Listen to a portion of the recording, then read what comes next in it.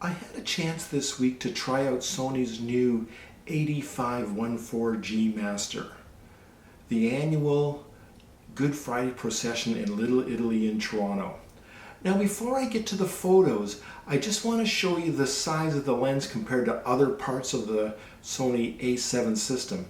So this is the F1.4 Sony G Master without the hood on it, and this one is the Zeiss Batis 85-1.8.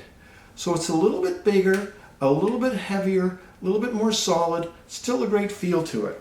The other lens I want to compare it to is the smallest lens in the system, and this is the 35-2.8.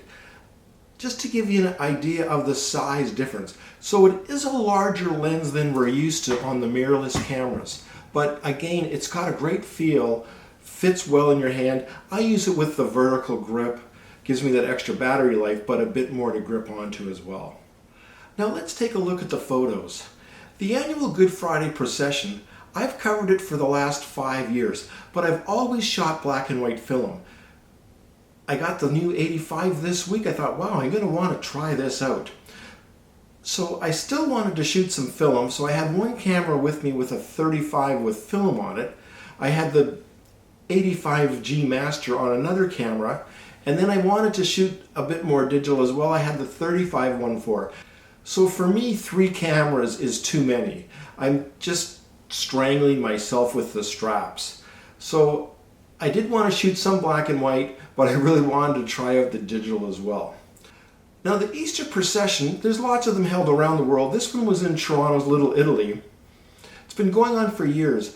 There's usually tons of people around 3 hours before the whole thing starts. They're in the staging area, they're getting ready, a lot of action, a lot of activity. This year was a lot different. It was real cold, below zero, kind of a rainy, snowy day. People just weren't out that early. It wasn't until the last minute that the thousands of people started to actually show up. And again, as I've mentioned, I'm usually shooting this in black and white. And I'm usually shooting with a 35 or a 24. I don't shoot with the 85 all that often, so I'm not perfect on my distance from camera to subject. I always think that the lens is going to have a bit more pull than it really does, so I find myself cropping the images later just because I'm not shooting quite as tight as I thought I would be from where I moved into position. Now I was using the A7R2. There's lots of room on that camera to crop in. It's a 42 meg sensor. I can crop in if I have to and still have a large enough file to make a reasonable quality print or get it published in a newspaper or magazine.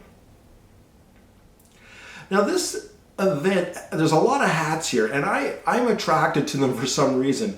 These older Italian men with their fancy hats and the feathers, I just find it really interesting. It's so foreign to anything that I grew up with. So there's a lot of pictures of men in hats here, and of course there's the Jesus as well from the procession.